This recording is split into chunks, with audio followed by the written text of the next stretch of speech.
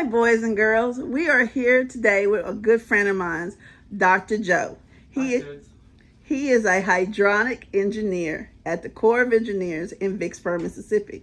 And he is doing a demonstration and an experiment on how heat is transferred from one object to another.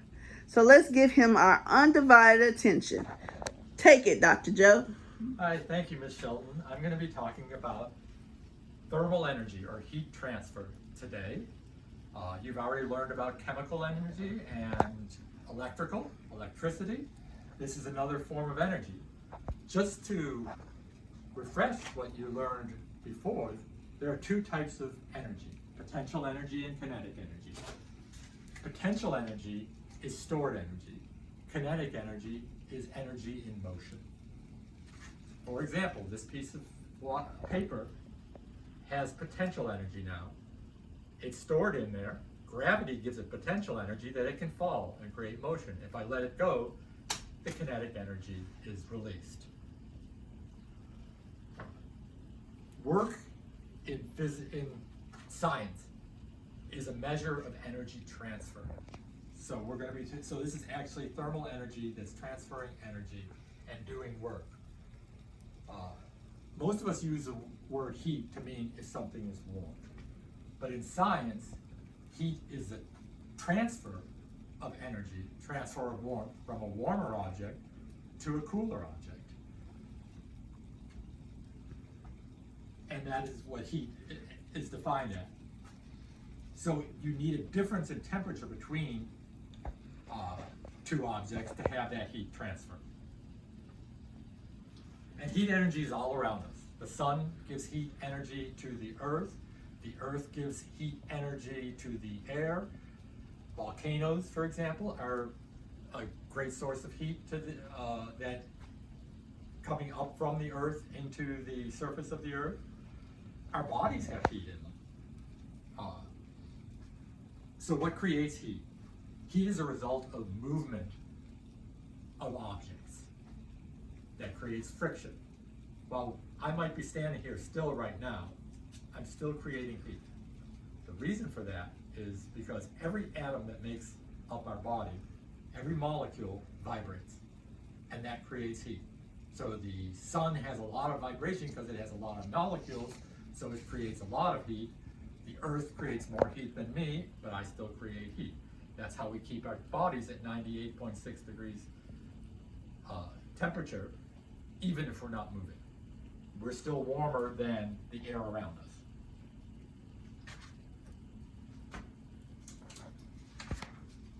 So, an example of heat energy transfer is putting ice cubes in the lemonade. You want the lemonade to be cooler, it's too warm. So you put an ice cube in there. Heat is transferred from the lemonade to the ice cube. So the lemonade has to get cooler to make the ice cube warmer. There's no way for that ice cube to get warmer without taking that heat from the lemonade. And that's what you want it to do. And that's how you get the nice cool drink. Once the temperature are the same between the cold object and the warm object, there is no more heat transfer, and that is called equilibrium or thermal equilibrium.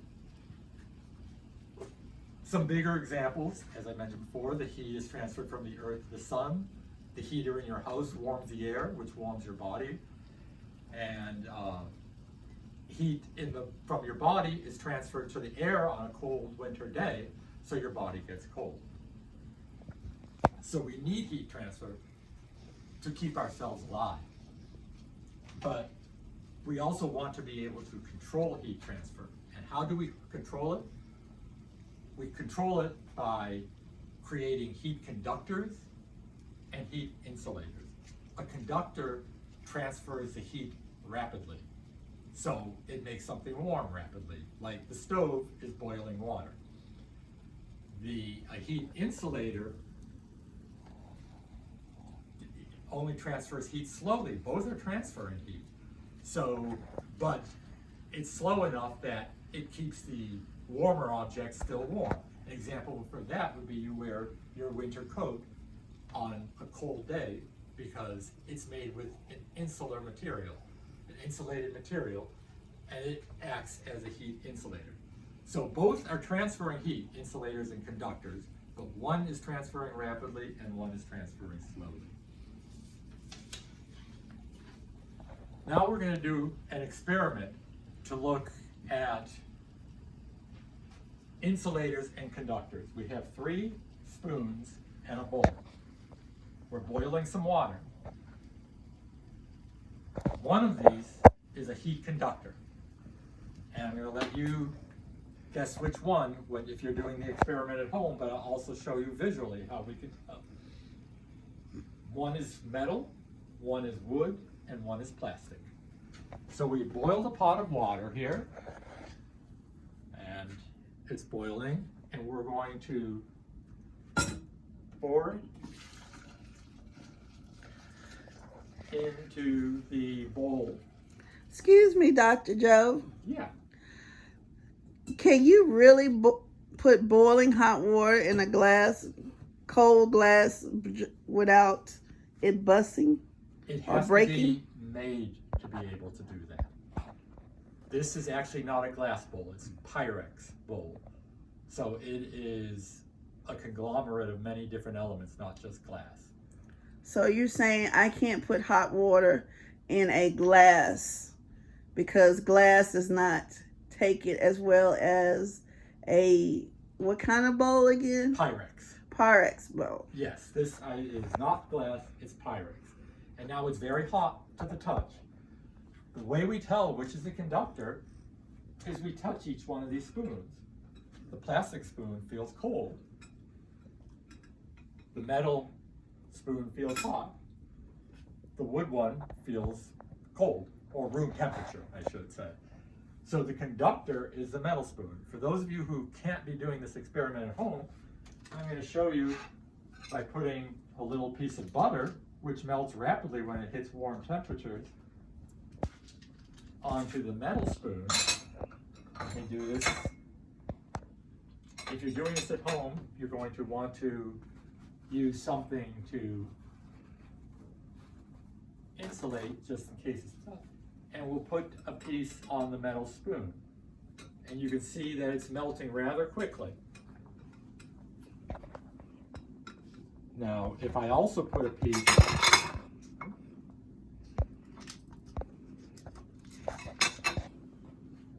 on the wood spoon, there's no melting occurring. You can see all the melting on the metal spoon and no melting on the wood spoon. Why isn't the plastic spoon melting because it's in hot water? The plastic will melt if the water were hot enough, but we brought the water to a temperature where it's boiling, but this plastic does not melt at that temperature, which is 271 degrees Fahrenheit. So is that why when people are mixing things in a pot, they usually use a wooden or a plastic spoon instead of a metal spoon, because those two do not get hot when you put it in something That's right. hot? And you can see that this pot is designed with metal on the outside, so it transfers heat quickly from the stove surface to the water inside, and it transfers it all the way around because the entire pot gets hot. But they know that you want to also be able to hold the pot, so they put a plastic handle on it, because the plastic handle will stay cool because it's an insulator. And it won't burn your hand, right? Right. If this were a metal handle, my hand would have burned. And you would need an oven mitt. Yes. So that's our experiment for today. All right, Dr. Joe, can I ask you a question? Sure. Is being an engineer cool? I think it is. You get to solve problems that help our communities be safer and run more efficiently, create neat gadgets like cellular phones, iPhones, and computers, as well as just better cars that are safer and more fuel efficient. You get to solve things like global warming. So being a scientist or an engineer is really cool. So do you get to travel all over the world and see cool scientists' experiments or inventions? I do. I work for the U.S. government, and we strongly believe that we need to learn from each other. And so I travel all over the country and all over the world to try and solve problems. My specific expertise is in waterways, how ships and vessels move through ports and harbors and upriver and down rivers, and how we can make that safer and more efficient so we're not wasting money, how we can save energy so we're not emitting carbon into the air. Was being an engineer always your dream? I think so.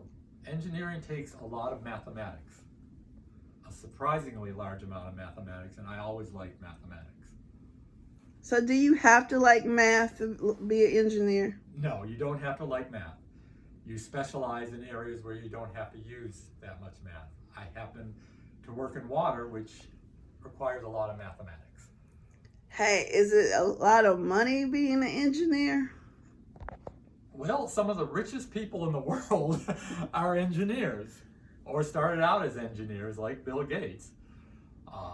But the majority of engineers make a nice income to live in a nice home and to pay for their families' food and education and buy some vacations and such every now and then. So even if I work for the government like me, instead of becoming an inventor, where some of them become millionaires and most of them do not, it still pays a reasonable salary.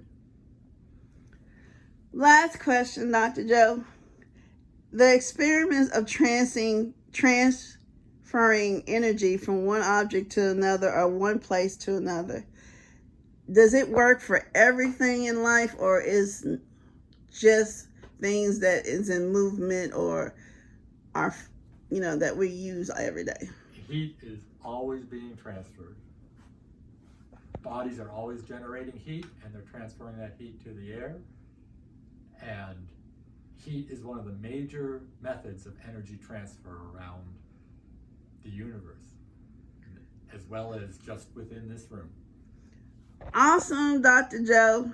Well, boys and girls, let's thank Dr. Joe for coming in and doing a lovely experiment with us and explaining the different energies that we have discussed in class in depth, and sharing a little bit of what he does on an everyday basis. So thank you, Dr. Joe, and we would love to see you do this for us again. Okay, thank you. Bye, everybody.